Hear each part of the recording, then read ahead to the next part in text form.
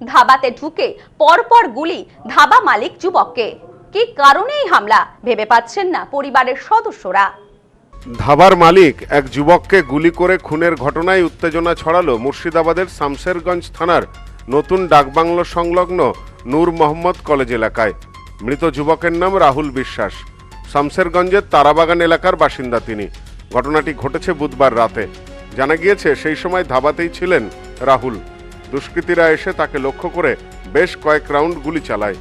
স্থানীয় একটি নার্সিংহোমে নিয়ে যাওয়া হলে চিকিৎসকেরা তাকে মৃত বলে ঘোষণা করেন। জানা গিয়েছে শামশেরগঞ্জের 12 নম্বর জাতীয় সড়কের একটি নার্সিংহোম সংলগ্ন এলাকায় ধাবা চালাতেন ওই যুবক। বুধবার রাতে ধাবাতেই ছিলেন। ধাবাতে বসে থাকাকালীন হঠাৎই অজ্ঞাত পরিচয় কয়েকজন দুষ্কৃতী তাকে লক্ষ্য করে পরপর কয়েক রাউন্ড গুলি চালায়। বুকে ও পেটে গুলি লাগে তার।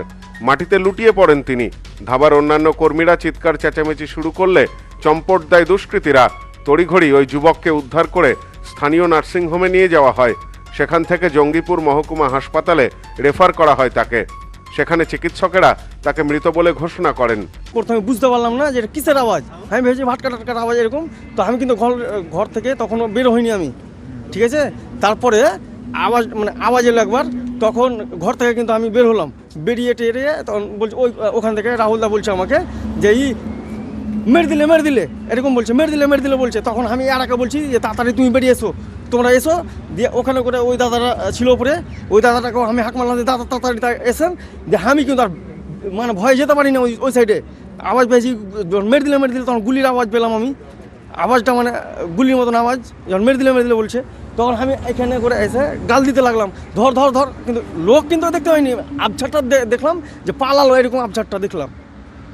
এখনো পর্যন্ত খুনের আসল কারণ জানা যায়নি। ঘটনার পরে শামশেরগঞ্জের নতুন ডাকবাংলো নূর মোহাম্মদ কলেজ সংলগ্ন এলাকায় ছুটে আসেন ফারাক্কার এসডিপিও সহ পুলিশ প্রশাসনের আধিকারিকেরা। এলাকায় তল্লাশি শুরু করে পুলিশ।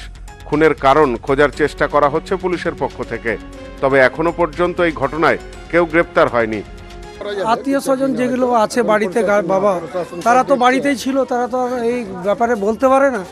এবং যা কিছু করবে প্রশাসনের ওপরেই নির্ভর করে করা হবে।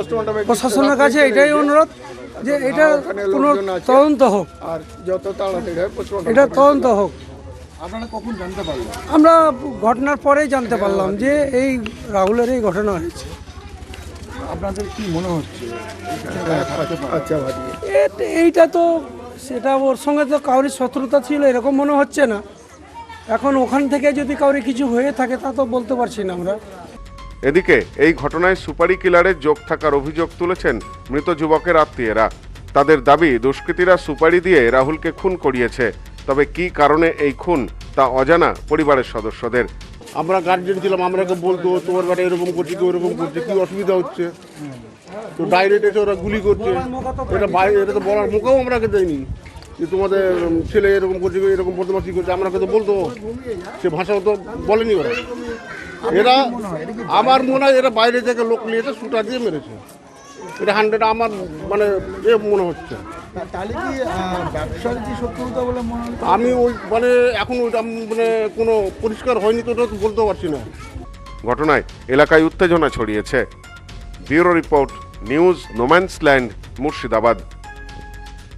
সম্প্রীতি guest house hotel and restaurant. সমস্ত আধুনিক সুবিধাযুক্ত AC double bedroom, standard double bedroom, twin bedroom, deluxe double bedroom. আমাদের হোটেলেই রয়েছে বাঙালির খাবার সহ মাল্টি কুইজিন রেস্টুরেন্ট। শহরের মধ্যে অথচ সম্পূর্ণ নিরাপদ পরিবেশে থাকা খাওয়ার একমাত্র ঠিকানা Sampriti guest house hotel and restaurant, Chakdah road, টবাজার, বনগাঁ। ফোন 03215257603।